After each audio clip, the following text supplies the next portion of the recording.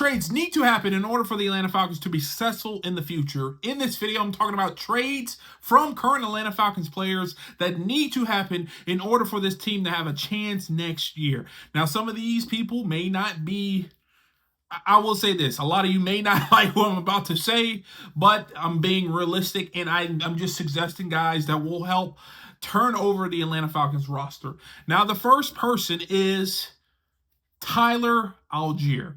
We know the mark of a great organization is how fast they turn over the roster, but also how they're able to get value for current players on the roster and then fill those holes in with rookie players. Tyler Allgeier is a phenomenal running back, and I am suggesting to trade him not because of his performance on the field, but because of the value that the Atlanta Falcons will able to get for him going forward. Tyler Allgeier is a 1,000-yard back on any team except the Atlanta Falcons because they have another 1,000-yard back playing in front of him. And because of that, I hate to say we're wasting Tyler Allgeier, but I think Tyler Allgeier needs to be a premier piece in any offense. Now, going forward, what can the Atlanta Falcons get for Tyler Allgeier? It would be, I think, around that third rounder. I'm not going to say second rounder just because he has 1 year left on his deal next year, but I think they'll be able to get a third round pick for Tyler Allgeier just because he is that good of a player and he could hit the ground running in any other organization and be a number one running back. He's a very strong, very powerful back with great vision, and Tyler Allgeier is really, really great. Why do the Atlanta Falcons need to trade him? To get a third rounder back. The Atlanta Falcons are pretty barren in terms of picks, and what we're asking Tyler Allgeier to do is to be the egg to Bijan Robinson's ham. Are we able to find another egg in the draft in a running back heavy draft? I think so, and I think it's time to maybe think about starting the clock over for the backup running back position. That's all I'm saying. I want to keep Tyler Allgeier, but for this team going forward to get draft capital, it wouldn't be a bad move to trade Tyler Allgeier, especially as he has a lot of value on the trade market right now.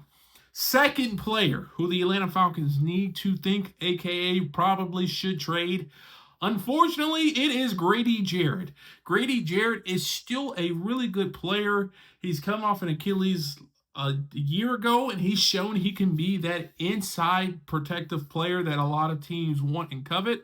The thing is, he's getting older. He's due $15 million a year. And the Atlanta Falcons, like I said, need to do what great organizations do, turn over the roster and get value from players who are kind of hitting that plateau. And unfortunately, Grady Jarrett does fit that bill. I also think there are some teams who would value Grady Jarrett, especially for that whatever he's making $15 million a year, but he still has a lot of capability and ability going forward.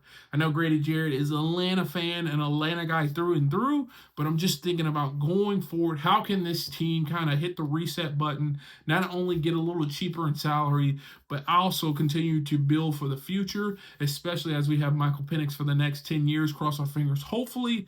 And I think we need to start with that interior line position. We have Ruka Roro coming in, and I think Grady Jarrett as well as David Onyemata, but more specifically, Grady Jarrett is someone we can target and get some value in a trade. Now, the trade, I think, will be around that 4th to 5th rounder for Grady Jarrett. Like I said, he's on the last year of his deal next year, and he is an aging player, but I think there's a lot of teams that will sign up to give a 4th rounder.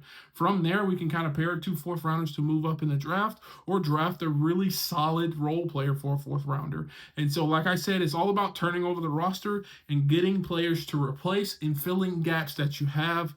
And as you can see, there's a lot of gaps on this team.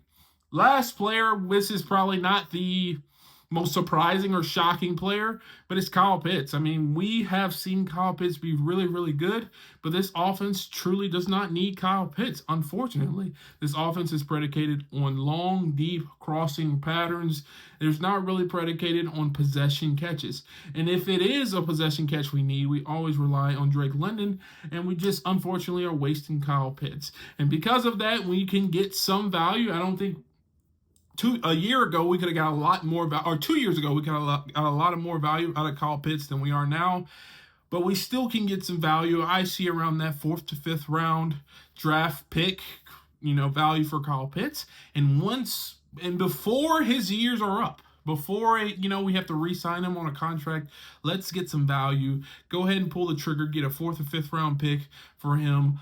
Keep Charlie Warner on the team, and then get a more possession catching tight end who doesn't need to be the feature guy in an offense. Now, those are my 3 guys. Like I said, there's going to be people in the comments flaming me, especially for Tyler Allgeier and Grady Jarrett, but I'm just talking about players who we can turn over, who we don't necessarily need. We like and are really good players, but we don't necessarily need.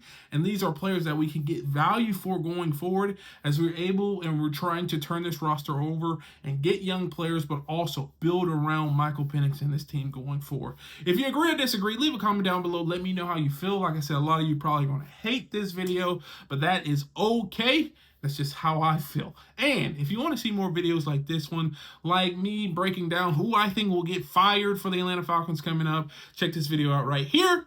And like always, peace.